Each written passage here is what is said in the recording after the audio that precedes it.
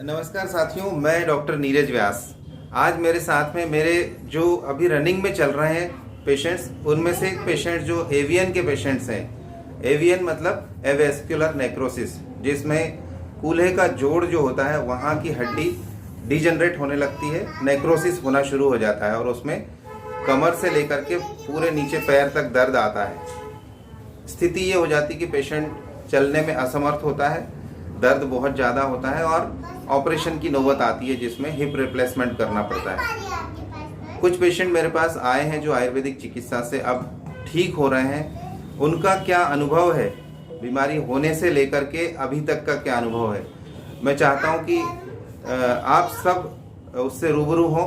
तो मेरे जितने भी रुग्ण हैं एवियन के, उनकी व्यथा और उनकी जीत की कहानी उन्हीं की जुबानी आप सुनिए। सबसे पहले मैं मिलवा रहा हूँ मिश्रा जी से।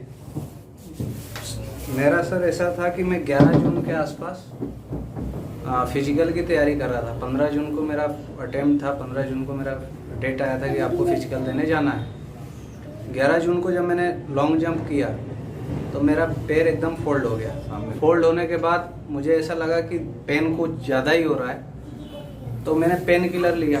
11 जून 12 जून को शायद रेनी सीजन था तो बारिश हो गई थी। 12, 13 और 14 जून मैं घर पे रहा पेन किलर के मतलब थ्रू।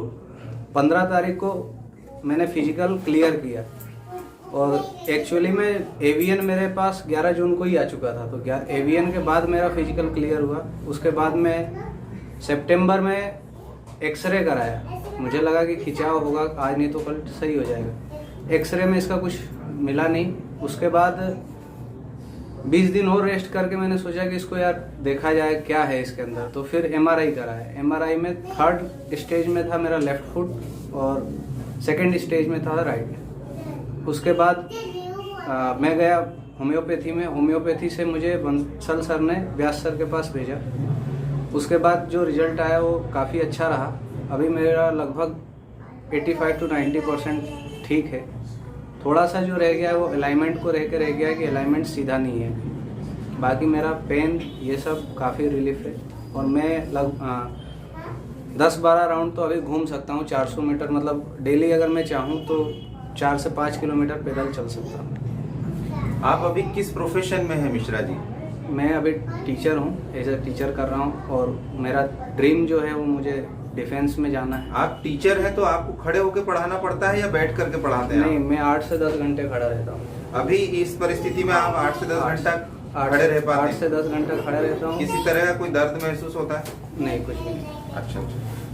अब आपका जो मूवमेंट है पैरों का, उससे आप कितने सेटिस्फाई हैं? मूवमेंट लगभग 100% श्योर है। बस एक ये वाला जो मेरा स्टेज है, मैं इसमें थोड़ा सा दिक्कत में आ रहा हूँ। ये तो मैं बैठ गया, ये बैठ गया, ये थोड़ा सा दूर जा रहा है। थोड़ा सा अलाइनमेंट में ये दूर जा रहा है। ये जब पास आ जाएगा इस तरह से बैठने में कोई दर्द वगैरह नहीं, दर्द कुछ भी नहीं है। घुटने बैठने में कोई दर्द? ये भी पूरा उठता है। अच्छा। सीढ़ियाँ चढ़ने में कोई तकलीफ? नहीं, सीढ़ियाँ तो मेरा घर ही 3rd फ्लोर पे है तो मैं तो चढ़ता ही। 3rd फ्लोर पे आप डेली चढ़ते हैं? हाँ। दिन भर में कितनी बार उतरते चढ़ते हैं आप? 3rd फ्लोर पे है लगभग 3 बार तो मैं कोचिंग के लिए उतरता हूँ, तो 3 बार चढ़ता भी हूँ, 2-3 बार काम के लिए, तो 5-6 बार तो वही आता है। अच्छा। हाँ, पहले कोचिंग भी 3rd फ्लोर पे ही है। आयुर्वेदिक चिकित्सा लेने से पहले और अब में आपको उतरने चढ़ने में क्या महसूस होता है? नहीं, उससे पहले ये था कि पैर उठा के रखना पड़ता था। अब अपने आप बड़े कंफर्टेबल तरीके से चढ़ जाते।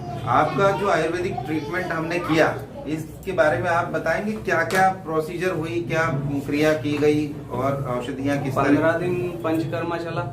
उसके बाद मेडिसिन भी साथ में रही, आयुर्वेद की मेडिसिन, और जिसमें शुरू में 2 प्रकार के अपने सिरप थे और टेबलेट्स थी। उसके बाद पंचकर्म आपको शुरुआत में जैसे ट्रीटमेंट प्लान किया, पंचकर्म शुरू किया, कितने दिनों में आपको महसूस होने लगा कि आपको आराम हो रहा है? मुझे तो 3 to 5 डेज में लगने लगा था कि हाँ अब रिलीफ है। क्योंकि ये वास्तव में आपको लग रहा है? हाँ। आप ये मत सोचिए मैं सामने बैठा हूं। नहीं, मैं आलती पालती मार के तो पहले ही दिन बैठ गया था। पहले अब आपको क्या लगता है आने वाले समय में आप इस बीमारी से जीत पाएंगे? नहीं, मैं सबसे पहले दौड़ूंगा। अच्छा। हाँ, मतलब आप अपना ड्रीम जो है पुलिस में जाने का है ना, हाँ। देश सेवा करने का वो पूरा करेंगे। जी सर। हम कामना करते हैं भगवान धन्वंतरी से कि आप अपने इस सपने को जल्दी से जल्दी साकार करें।